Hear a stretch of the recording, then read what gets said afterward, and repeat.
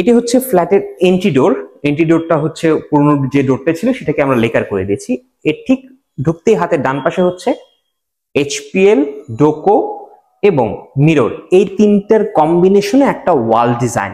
এটা আমার কাছে অনেক বেশি পছন্দের। এখানে আমি অনেকগুলো ছবি উঠেছি, বাট আপনাদের পছন্দের কিনা একটু জানিয়ে দিবেন কমেন্ট সেকশনে।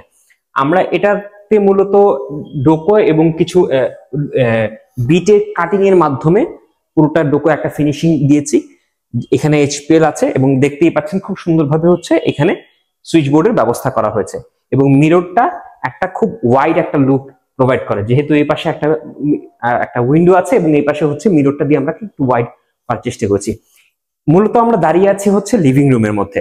লিভিং রুমের এই পাশটাতে যদি দেখি, এটা হচ্ছে একটা বিগ ওয়াল ডিজাইনের মতো একটা জায়গা, যেখানে টিভি মূলত রাখা হবে ঠিক মধ্যে।